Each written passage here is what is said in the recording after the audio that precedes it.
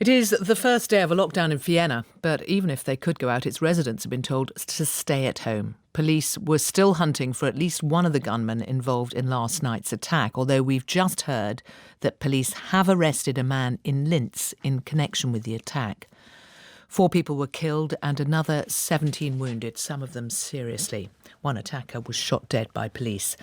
It all happened in the heart of the city, near Schwedenplatz Square. Yaël Ossowski lives nearby and told me what it was like.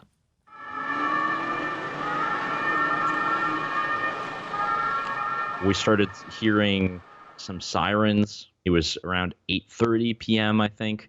And really from there, we do as anyone does. You kind of take to the internet, see if something's happening. You try to flip on the television. And there were reports of some kind of shooting.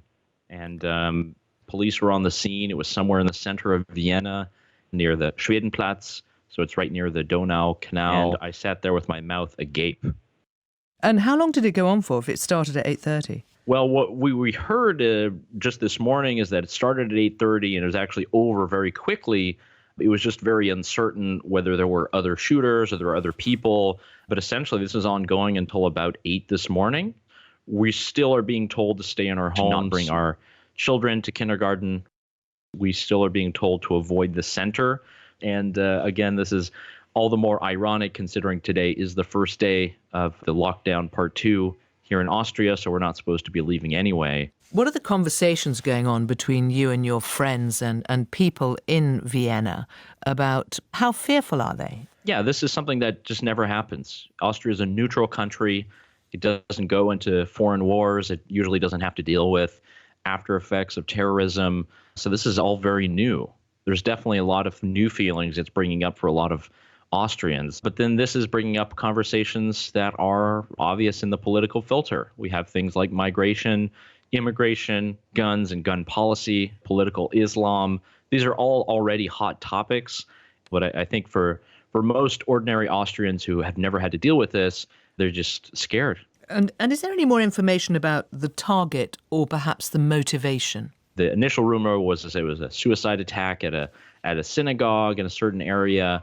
And it is true that there's a synagogue there, but we now know from reports it likely was not targeted. It might have been more of a coincidence. We're not really sure. But this is just a very populated area. It's very big for nightlife.